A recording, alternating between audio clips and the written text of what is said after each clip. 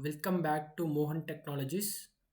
So, till now we saw what is Git or version control system and what are the advantages of version control system and why do we use for version control system, and also we saw what are the advantages of version control system, what are the types of version control system, and we also saw how to install the Git in our Windows machine.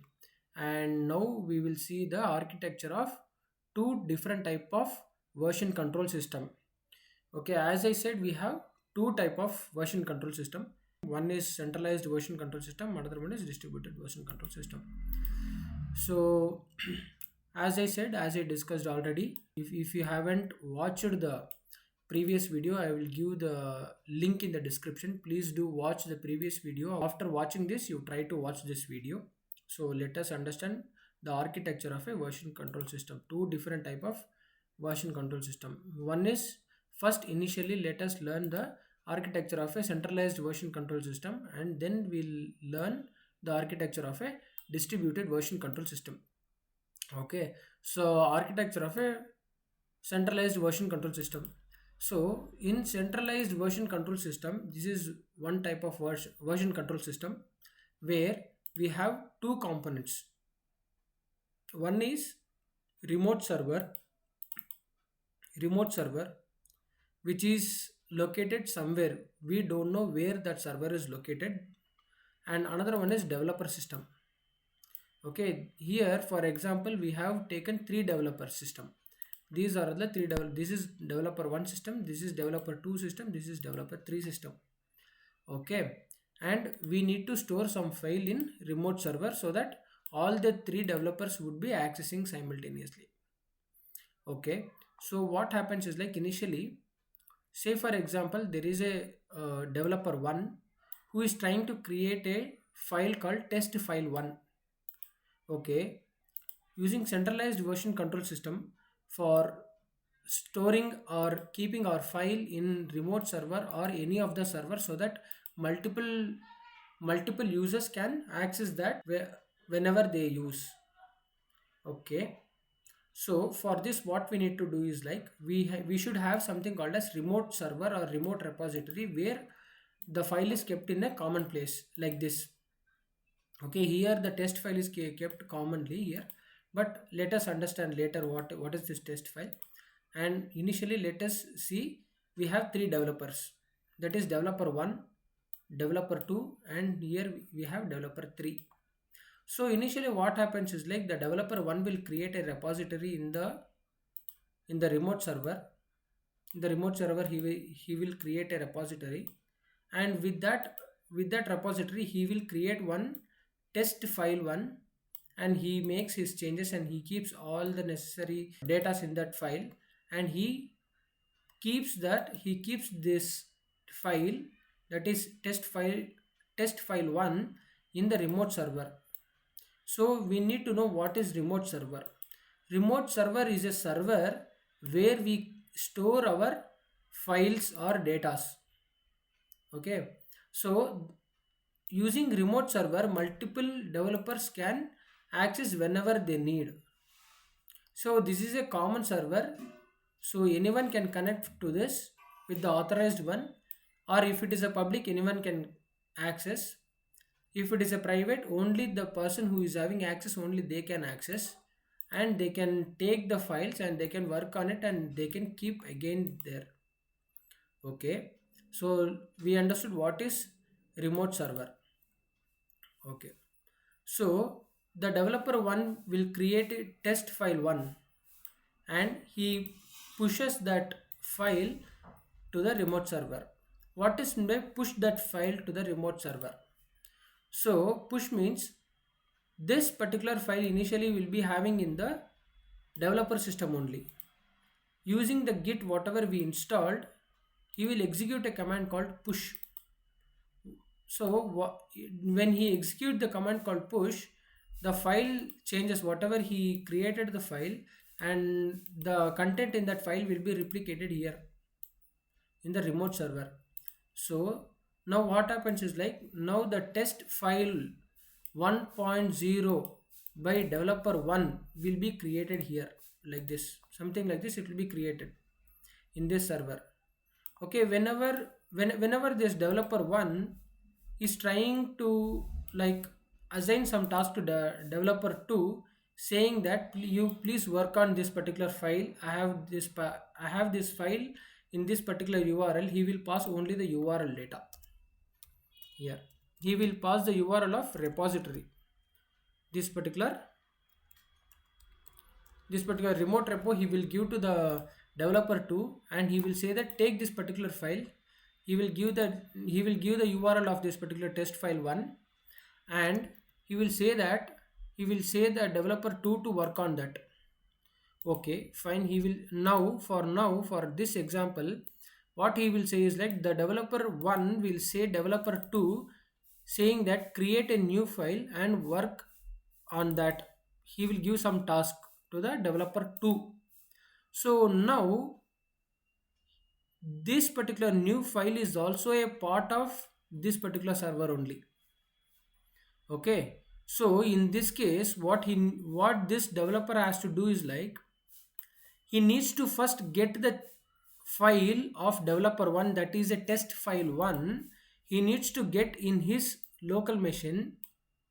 Okay, and then he need to add a new file to that called test file 2, and then he need to push the changes to the remote server. So now we have a question, how do this developer 2 will get the file of developer 1? So that is the where he gave the URL. He will give the repository URL using git command called get latest. Using git command called get latest, the developer 2 will execute. When he execute a command called get latest, the file whatever he added, the latest version of the file whatever here available in the remote server will be cloned. The copy of that particular file will be available in the developer 2 system. So on top of the developer 2 system, whatever the copy he has, initially he will be having only this test file 1.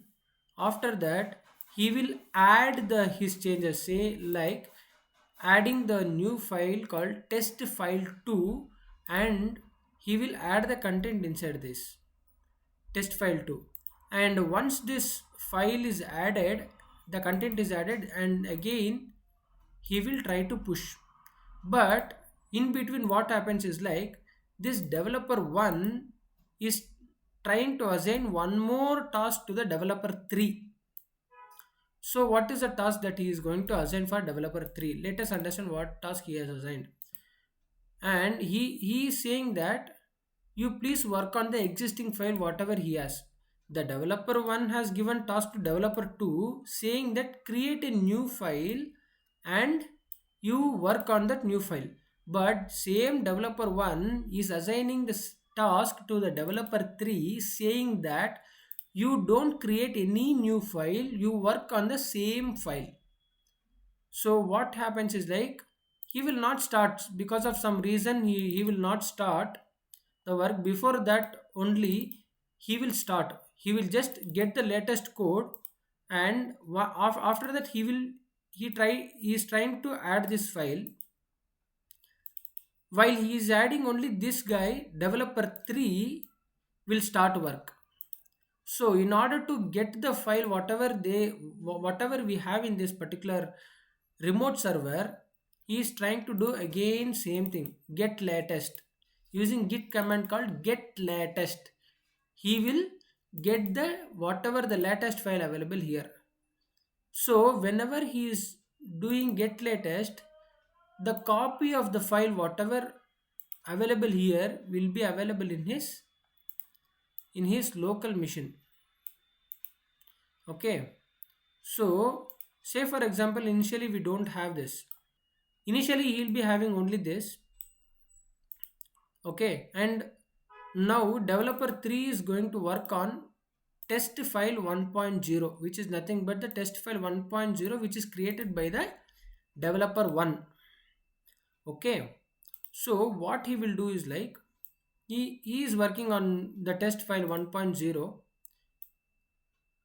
and now what happens is like after the developer 3 cloned the file, developer 2 has pushed his changes. What are the changes? He just cloned this project so that he did not modify anything. This is 1.0 only.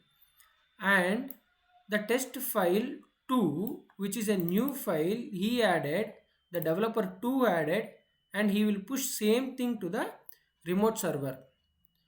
If in case the developer 3 is establishing lock by executing a command called checkout, this checkout, the command checkout, the git checkout in centralized version control system is a combination of get latest and lock. What is meant by lock?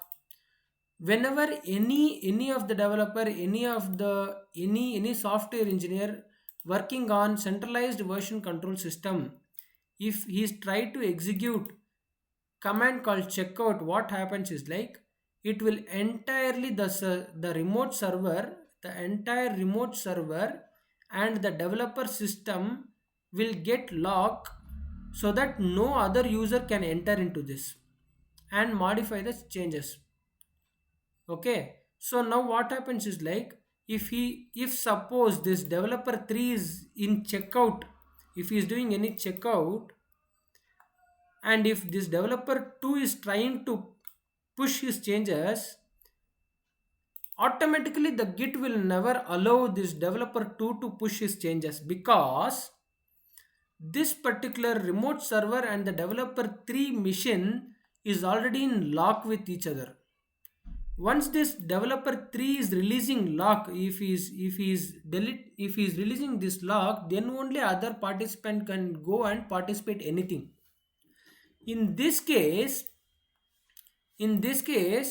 other developer or other user has to wait till the other one who is already using this particular remote server with the lock has to release the lock. Once he release the lock, then only other developer or the user can check into it. This is one of the biggest disadvantage where we go for distributed version control system. Okay. So now developer 3 is has taken the both the files. Say for example, in case 1, he has added the new changes and he pushed to the remote server. Now in remote server we have something called as test file 1 by developer 1 and test file 2.0 by developer 2. So these are the two files. Now what he will do is like now get latest.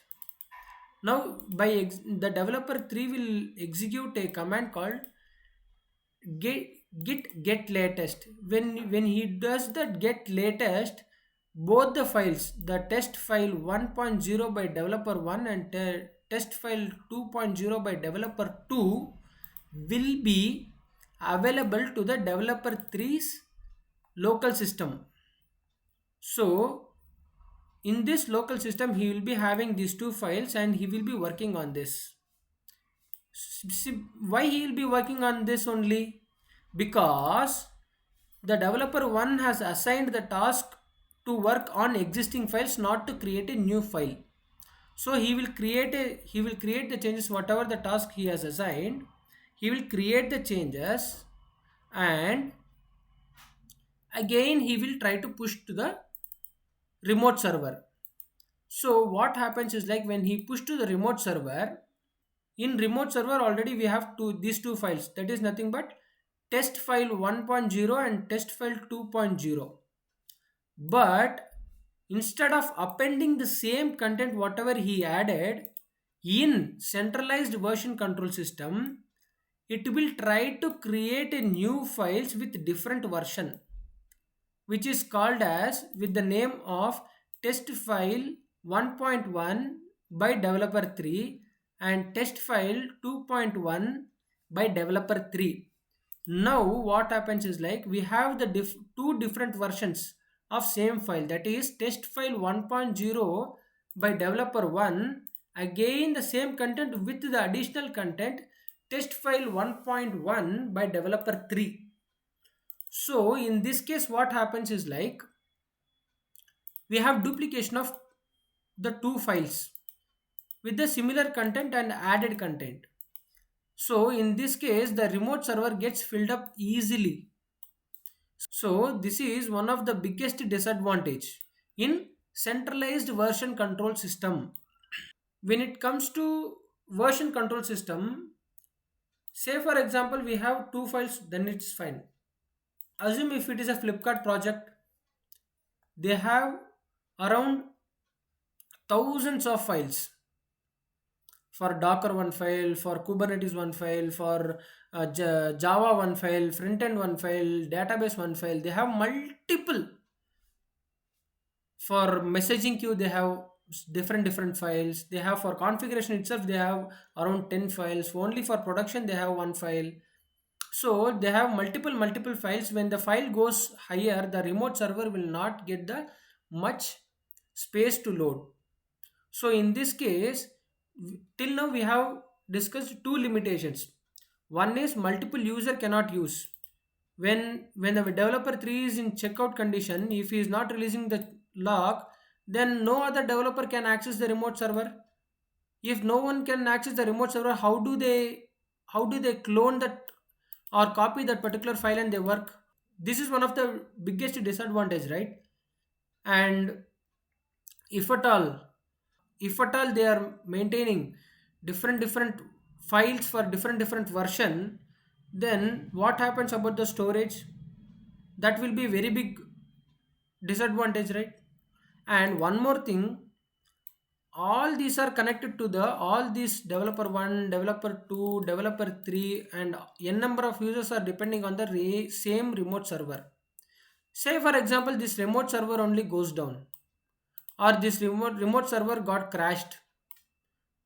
What happens? Entire file system will go, entire data will go. So this is one of the biggest disadvantages. So this is why we go for distributed version control system. In order to overcome these three disadvantages, we go for distributed version control system.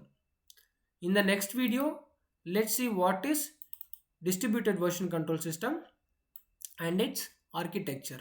Okay, thank you. If you like this video, please like and share with your friends. So I'll see you in the next one. Bye bye. Thank you.